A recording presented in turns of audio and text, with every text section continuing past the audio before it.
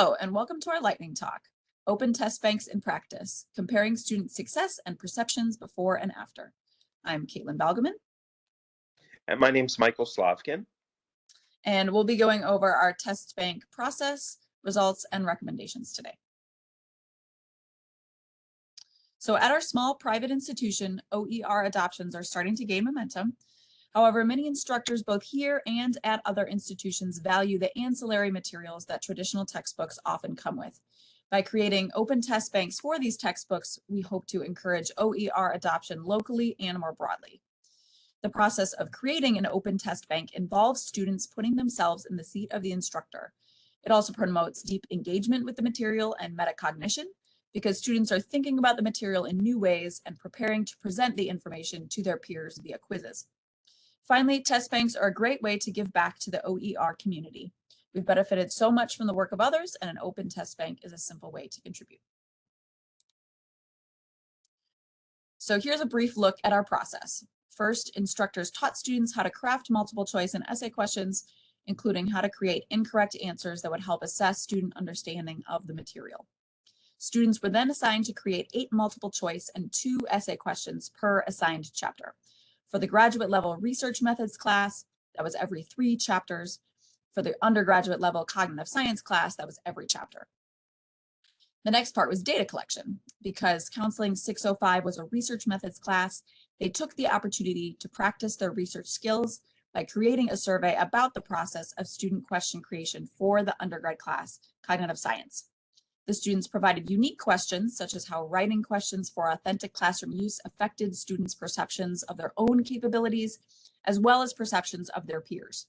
We also conducted focus groups with both classes, and collected quantitative data on test grades, drop-fail withdraw rates, and overall course grades, comparing it to spring 2019.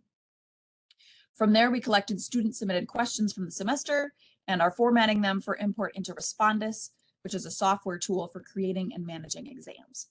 This is a work in progress, and next we'll be openly publishing our test bank to multiple repositories.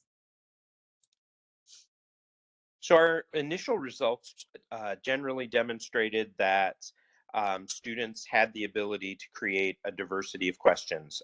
When looking at the number of essay questions and multiple choice questions, in general, the undergraduate section showed significantly more questions created, in part because there were more students, with about 2,000 multiple choice questions and about 500 essay questions.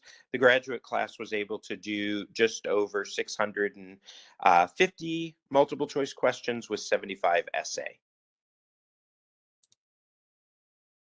As far as quantitative comparisons went, quantitative results are ongoing, but in general, at the undergraduate level, generally we are showing that there was some improvement in understanding the content with undergraduate students, with them indicating that the experience of developing items for their class was much more demanding and more intense than their graduate student counterparts had shared.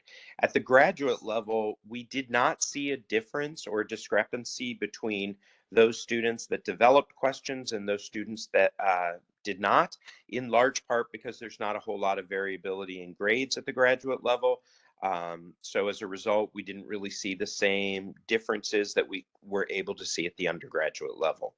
As far as qualitative results go, generally, most students at the undergraduate level indicated that it was extremely difficult creating questions for their cognitive psychology course. Although some of them indicated that they had previously done this work in other classes, other psychology classes, or other assessment classes, they said that it was hard because the content of the course itself was so difficult and that it seemed harder to have to create those questions on their own. At the graduate level, we found that in general, students basically felt like the work that they were doing wasn't so much overwhelming or overly difficult, but they did feel that it deepened their understanding or their engagement with the class content, and that they felt like they needed to be much more intentional about reading the material, reviewing the material, and actually, we found that if students knew they were creating content for a class, they would read the material a bit more intentionally and actually read the content looking for specific pieces to make into items for their chapter. So it was an interesting result that definitely demonstrated that this process deepened students' appreciation and understanding for the difficulty in making good items, but certainly deepened their understanding of the content as well. Student feedback was generally positive. Students in both sections reported improved engagement as a community of learners, increased knowledge, increased content knowledge related to the chapters they developed OER materials for versus the ones that they didn't. Increased self-reflection about the items developed in comparison with those developed by peers, and metacognitive analysis of their learning, as well as reduced anxiety in testing when they had written questions for the chapter. After this pilot semester, we're very happy with the positive impact of this open test bank project, but we've learned a few things along the way, and we have a few recommendations for replication. First, determine how you'll be managing and sharing the student created questions at the start, and start with a formatting template for student questions. This is the biggest thing I wish I had figured out beforehand, is the formatting template that allows questions to be exported to many different LMS systems via Respondus. Respondus has a specific format for questions, and going forward, I will be providing faculty with a student question template and brief instructions so that students can turn in their questions already formatted. This makes it easy for faculty and librarians to use in Canvas and publish openly. We'd also say set clear expectations for student-generated questions and be transparent with students. They really appreciate understanding the why. Determine how to create effective multiple choice and essay questions before their first submission. There was some instruction on this, but students expressed they wanted more examples and feedback on how their questions were.